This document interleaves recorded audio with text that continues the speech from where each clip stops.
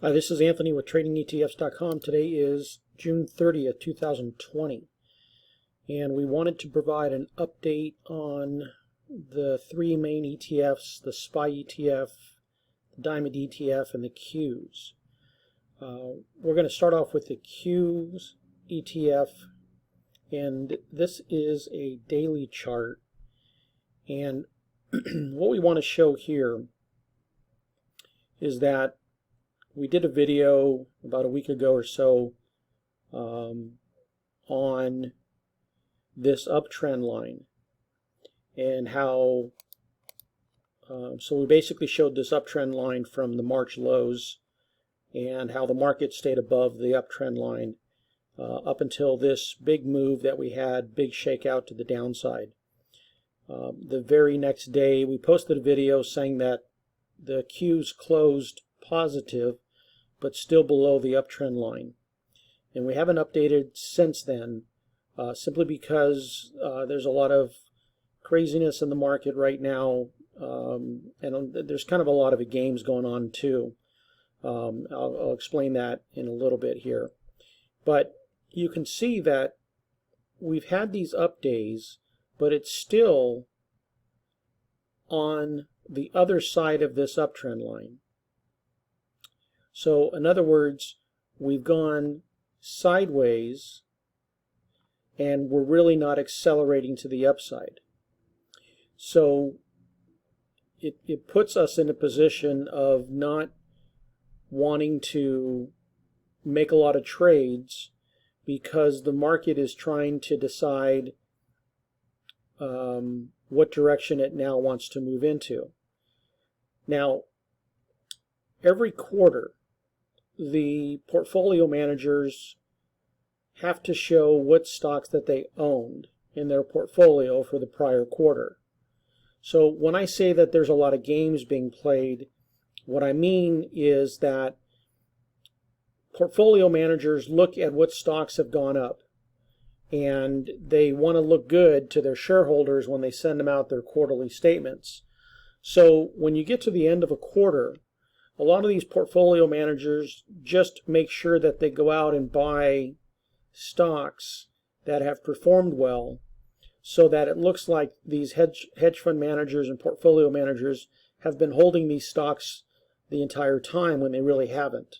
So this whole entire week and a half or so of movement was setting up for the June 30th day, where they have to show what's in their portfolio. So I don't really give a lot of credence to the market movement during this period of time. And so as far as the Q ETF is concerned, we are still underneath this uptrend line, and we've pretty much just been going sideways ever since.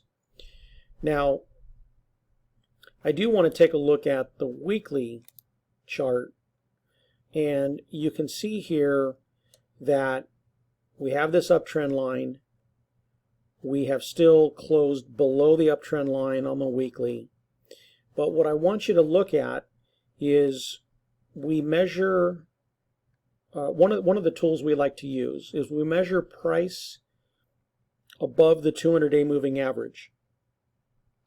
So in this case, back on February 18th, the QQQ ETF, when measuring the distance between the price and the 200-day moving average, it was 33% above the 200-day moving average.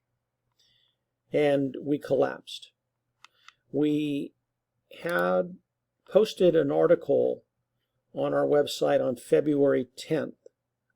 This was a chart on February 9th that we posted on TradingView, but we also posted a full article on our website. And so we were measuring the distance to the 200-day moving average as well on this chart. And when it came to the February 9th time frame, this was actually on the TQQQ, which is a leveraged ETF. So it's not the same as the Qs.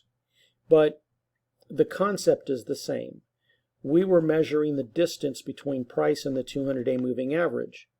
When it came to February 9th, and this chart showed that we were 56% above the 200-day moving average.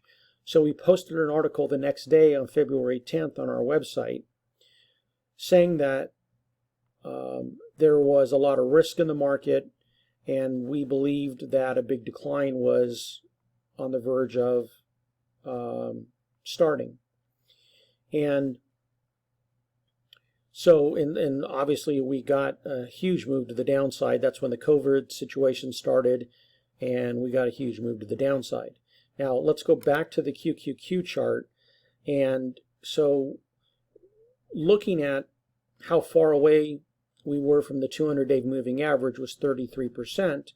And we've got this big decline all the way down almost to the 200-day moving average. And then we bottomed here, and we've been moving up ever since. And this is, again, the uptrend line. We held it up until about 3 weeks ago. And then we've been trying to get back above it, and we haven't been able to at this point.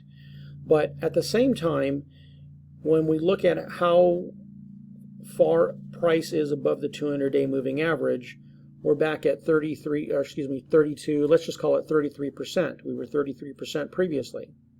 So that's a red flag. That's red flag number 2 in my opinion. Red flag number 1 is we're below the uptrend line. Flag number 2 is the distance between price and the 200-day moving average. It's the same as what it was in February when we had the big collapse.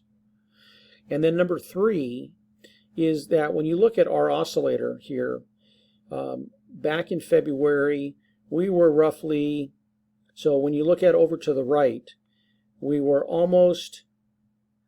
0.056. Today, we are 0.057. So to simplify this means we're 6% above the zero line. And it just means that when the oscillator gets extremely overbought, price becoming overbought, the oscillator becoming overbought, then there's very little upside left in the market. And so we've been relatively quiet over the last couple of weeks because we're transitioning to another decline. But because of this quarter end, where the portfolio managers have to make their portfolios look as good as possible, so when the quarter ended, they can look and say, well, look, I held, I had Tesla, and I had Apple, and I had Microsoft in my portfolio. Even if they only owned it for a week or two out of the quarter, it still looks like they're holding on to the winners. So a lot of this over the last couple of weeks, in my opinion, has just been BS. But the fact remains is that we're extremely extended to the upside relative to the 200-day moving average. We are below the uptrend line. Our oscillator is at the extreme highs. And the way you want to look at this or think about this is that it's similar to throwing a ball up in the air. You throw a ball up in the air, and then it reaches a point where it cannot continue to go higher at the same rate of pace, and so it starts to slow down the higher it gets.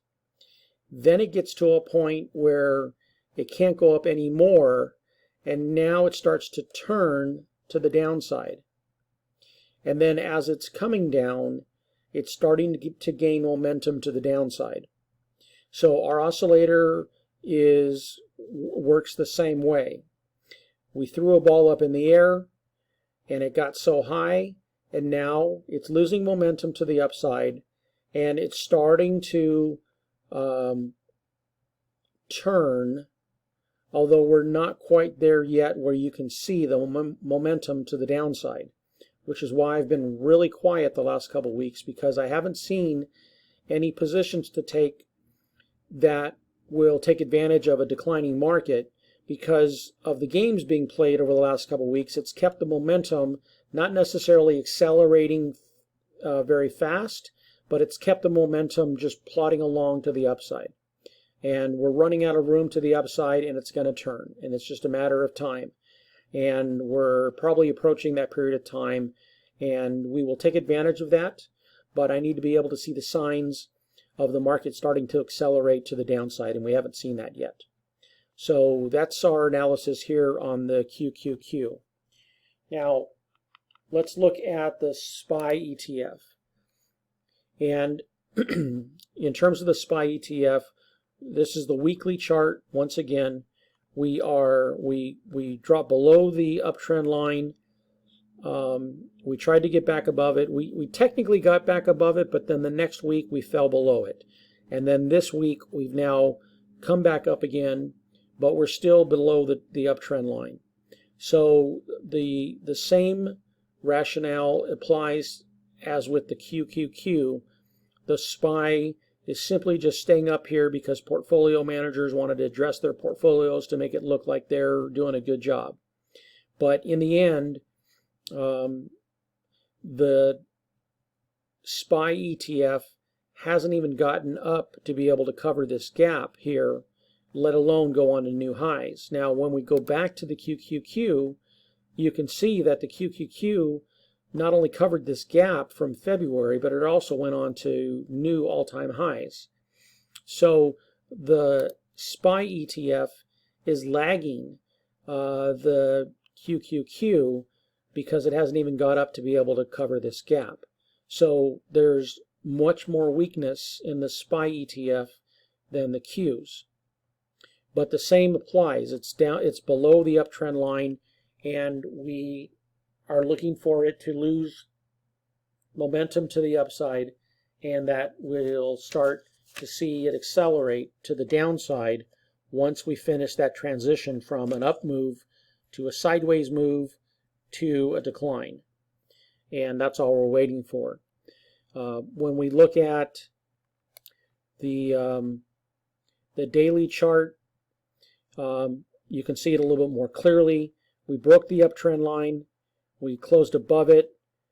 The next day, or this day here is when we provided that last video update, and we said it technically had closed above the uptrend line. The next day, it it opened to the downside, but it closed up right on that uptrend line. It spent 1-2 days above the uptrend line, and then we've fallen down below the uptrend line and been going sideways. And again, most of this move in here is just the games that are played by hedge fund managers and portfolio managers to make it look like they're holding the winners in their portfolio.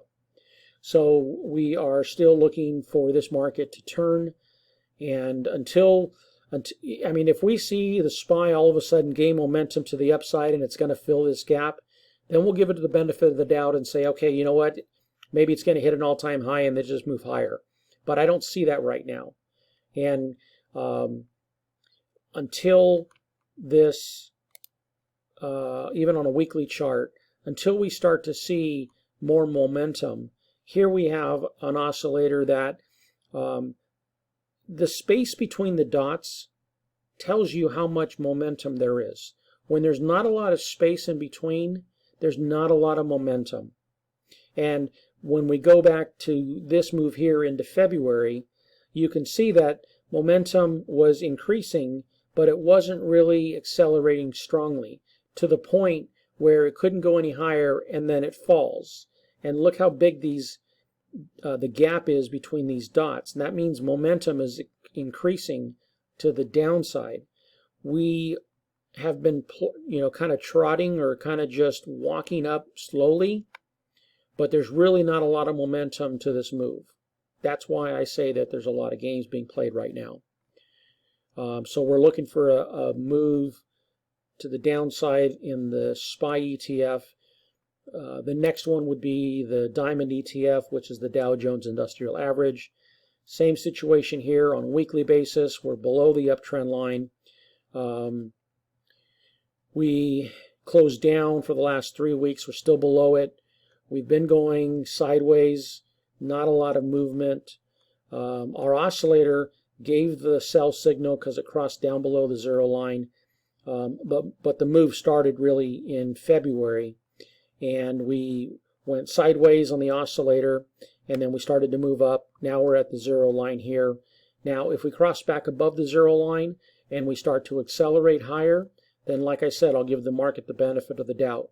But as of right now, I'm not seeing momentum accelerate.